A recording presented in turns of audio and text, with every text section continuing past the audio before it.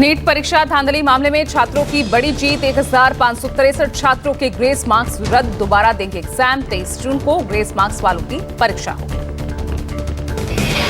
NTA ने supreme court में सुनवाई के दौरान कहा, ग्रेस मार्क्स वाले छात्रों की दोबारा परीक्षा होगी। नीट के 1563 छात्र देंगे परीक्षा। 30 जून से पहले परीक्षा के आएंगे परिणाम। एनटीए ने सुप्रीम कोर्ट में सुनवाई के दौरान केवल 1563 छात्रों को 2 ऑप्शन दिए, जिसमें बिना ग्रेस मार्क्स के साथ नीट यूजी काउंसलिंग में शामिल हो या फिर नीट परीक्षा में शामिल हो सकते हैं। सुप्रीम कोर्ट का नीट काउंसलिंग पर रोक से इनकार। सुप्रीम कोर्ट ने एनटीए को नोटिस जारी किया। 8 जुलाई को नीट मामले पर सुप्रीम कोर्ट में सुनवाई होगी।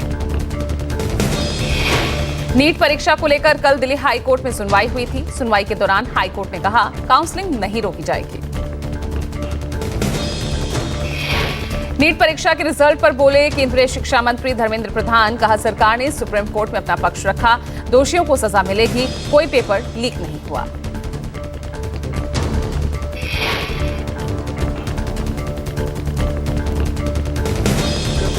कोई घटना की कोई पुख्ता प्रमाण नहीं है, ऐसा कुछ कोर्ट के सामने आएगा। निश्चित कोर्ट में हुआ है, अर्जी डाली गई है। G7 शिखर सम्मेलन में शामिल होने के लिए आज इटली रवाना होंगे पीएम मोदी। इटली की पीएम जॉर्जिया मेलोनी के साथ द्विपक्षीय बैठक करेंगे। तीसरे कार्यकाल के लिए प्रधानमंत्री का पदभार संभालने के बाद ये उनकी पहली विदेश यात्रा है। कल पीएम मोदी G7 बैठक में भाग लेंगे। G7 सम्मेलन से अलग अमेरिका के राष्ट्रपति से भी मुलाकात कर सकते हैं पीएम मोदी। अमेरिका के राष्ट्रीय सुरक्षा सलाहकार जैक सुलिवन ने पीएम मोदी और जो बाइडेन की मुलाकात की पुष्टि की।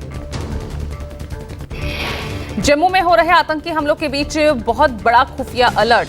आतंकी सेना के जवानों और प्रतिष्ठानों पर फिदायीन हमला कर सकते हैं। जम्मू कश्मीर पुलिस की पीसीआर रिपोर्ट में चेतावनी दी गई कि आतंकवादी अगले 48 से 72 घंटों में विशेष रूप से आत्मघाती हमले कर सकते हैं। खुफिया सूचना के मुताबिक राजौरी और जम्मू जिलों के सुंदरबनी, नौशेरा, लंबेरी, अखनूर और डोमाना इलाकों में सुरक्षा बलों, शिविरों, सैन्य प्रतिष्ठानों पर फिदायीन अटैक कर सकते हैं। रियासी, कठुआ और डोडा में हुए 2 आतंकी हमलों के बाद हाई अलर्ट पर सुरक्षा बल। जम्मू पुलिस ने 4 आतंकियों के स्केच जारी किए। पिछले 4 दिनों में जम्मू के अलग अलग इलाकों में आतंकियों और सुरक्षा बलों के बीच एनकाउंटर के मामले सामने आए। अब तक 2 आतंकी ढेर किए गए हैं, जबकि घेराबंदी कर बाकी आतंकियों की तलाश की जा रही है।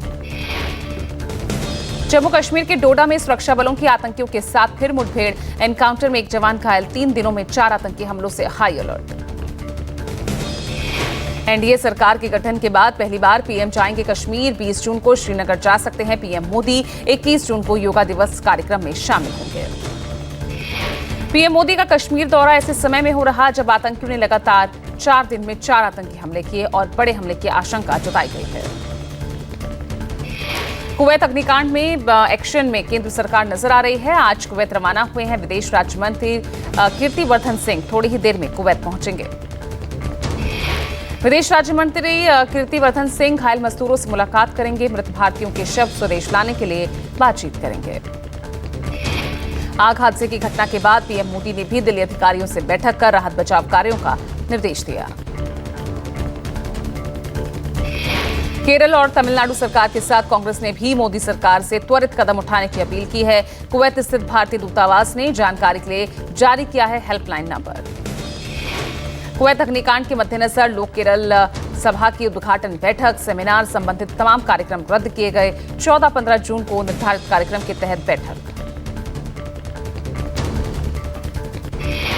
पेमा खांडू ने तीसरी बार ली अरुणाचल प्रदेश के मुख्यमंत्री पद की शपथ। सुबह 11 बजे राजभवन में सीएम पद की शपथ का कार्यक्रम संपन्न हुआ।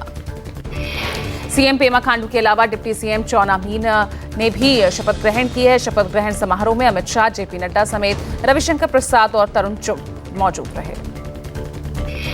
दिल्ली जल संकट पर आज फिर सुनवाई। कोर्ट ने सुनवाई के लिए हिमाचल सरकार को भी तलब किया। दिल्ली सरकार की याचिका पर सुनवाई होगी। सुप्रीम कोर्ट ने आप सरकार को लगाई थी फटकार। सुप्रीम कोर्ट आज दिल्ली सरकार की उस याचिका पर सुनवाई करने जा रहा जिसमें हरियाणा को यह निर्देश देने का अनुरोध किया गया कि वो हिमाचल प्रदेश के जरिए दिल्ली को दिए गए अतिरिक्त पानी को छोड़े। मौजूदा जल संकट को लेकर सुप्रीम कोर्ट ने दिल्ली सरकार को भी जमकर फटकार लगाई। पूछा था कि टैंकर माफिया के खिलाफ सरकार ने क्या कदम उठाए हैं। पानी संकट को लेकर दिल्ली सरकार की मंत्री आतिशी अक्षरधाम पहुंची। अक्षरधाम में पानी के प्लांट का जायजा लिया। दिल्ली में कई जगहों पर पानी की पाइपलाइन में लीकेज की भी शिकायतें आ रही हैं। दिल्ली में पानी की किल्लत को लेकर बोली आतिशी, कहा दिल्ली में टैंकर माफियाओं पर लगाम लगे, दिल्ली हरियाणा में माफियाओं पर एक्शन हो। आतिशी ने कहा दिल्ली को अतिरिक्त पानी की जरूरत, सुप्रीम कोर्ट से आग्रह पानी की कमी को दूर कराए। दिल्ली में अभी और 18 दिनों तक हीट वेव रहेगा। हरियाणा और हिमाचल के माध्यम से मात्र अगले 20 दिन के लिए, अभी दिल्ली लॉन्ग टर्म के लिए कोई सोल्यूशन नहीं चाह रही है, अगले 20 दिन की हीट वेव के लिए हम चाहते हैं कि हमें एडिशनल पानी मिले। कल सुप्रीम कोर्ट ने सुनवाई के दौरान सख्त टिप्पणी करते हुए कहा था कि अगर पानी की पाइपलाइन में कहीं लीकेज मिली तो संबंधित अधिकारी और कर्मचारियों को जेल भेज दिया जाएगा।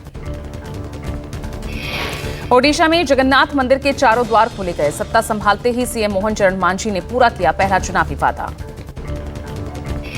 सीएम की मौजूदगी में आज द्वार खोले गए हैं। इस दौरान सीएम मांझी ने जगन्नाथ मंदिर में पूजा की। पुरी के सांसद संबित पात्रा, बालासोर के सांसद प्रताप चंद्र सारंगी मौजूद रहे।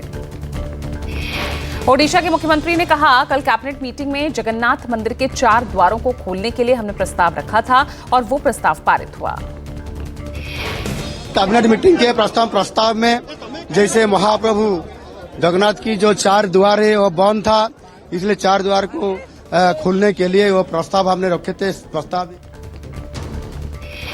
टैक्स नीति पर फोकस थिंक चेंज फोरम ने कॉन्फ्रेंस का आयोजन किया है। मौजूदा अर्थव्यवस्था को लेकर चर्चा हुई। बड़े बड़े टैक्स एक्सपर्ट और उद्योगपतियों ने हिस्सा लिया। टैक्स एक्सपर्ट और उद्योगपतियों ने कॉन्फ्रेंस के दौरान कहा टैक्स दरों को कम करके ज्यादा रेवेन्यू कमाया जा सकता है, लेकिन साथ ही कहा कि बड़ी जनसंख्या को टैक्स दायरे में लाकर देश का राजस्व भी बढ़ाया जा सकता है। सिक्किम में जबरदस्त बारिश से हाहाकार मच गया। लगातार हो रही बारिश से कई रास्ते बंद हो गए। कई जगहों पर लैंडस्लाइड की भी खबर। कई गांवों में संपर्क पूरी तरह से कट गया है। बारिश के बाद जनजीवन अस्त व्यस्त है। रास्ते पर मलबे का हटाने का काम भी शुरू किया गया।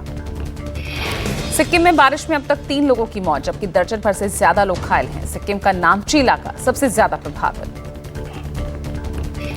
मुंबई के मलाड इलाके में आइसक्रीम कोन के अंदर मिली इंसान की उंगली।